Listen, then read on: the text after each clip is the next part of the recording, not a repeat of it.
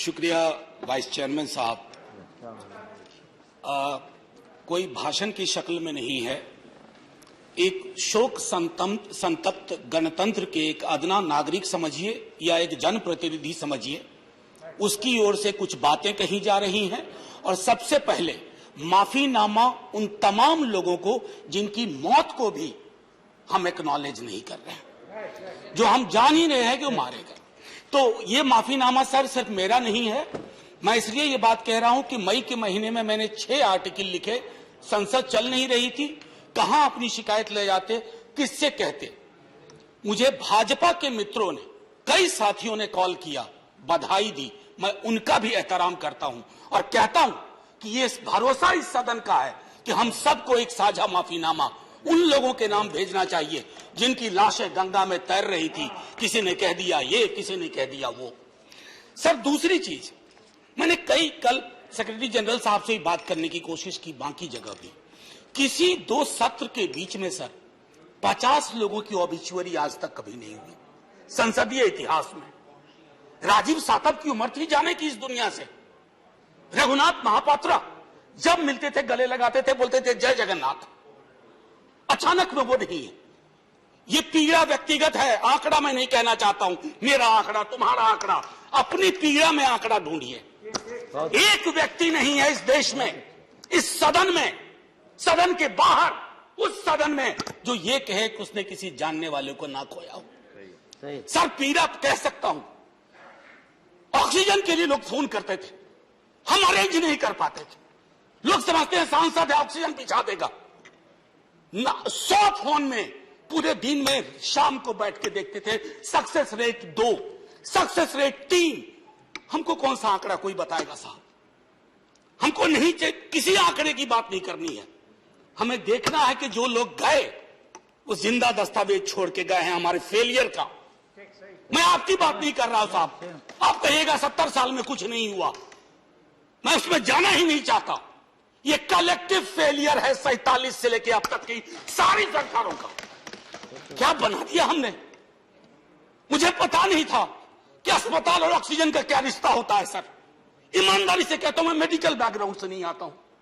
सुबह से लोगों को दिखता था ऑक्सीजन ऑक्सीजन, रेमडेसिविर। मैं तो दवाइयों के नाम तक शुरू में सर प्रोनाउंसिएशन चेक किए कि कैसे उच्चारण करूंगा। ये हालत है। और तब हम आंकड़ों की बात कर रहे हैं, तब हम ये बात कर रहे हैं थैंक यू फलाना साहब, चिलाना साहब। सर मैं यहां से निकलता हूं, बहुत बड़ा विज्ञापन लगा हुआ है, मुफ्त वैक्सीन, मुफ्त राशन, मुफ्त इलाज। सर एक मिनट, मैंने किसी नहीं, please I don't want my time. मैं किसी दल की ओर से आज नहीं बोल रहा हूं।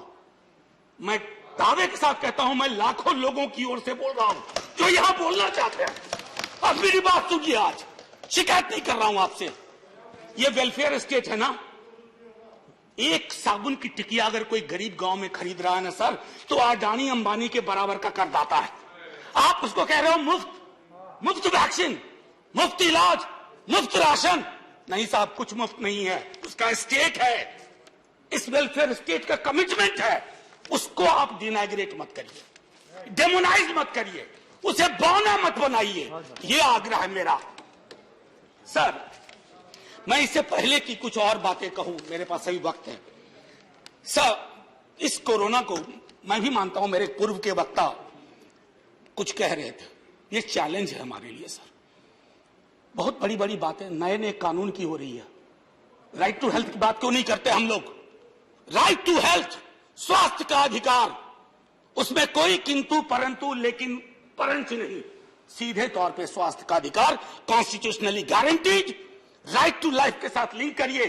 किसी अस्पताल की मजाल नहीं होगी कि वो उस खिलवाड़ कर पाए उस राइट टू लाइफ का। करना नहीं चाहते।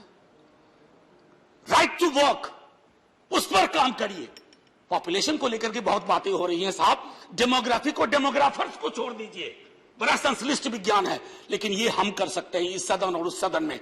Right to life, right to work पर लेजिस्लेशन लाइए ताकि कोई आपदा आए।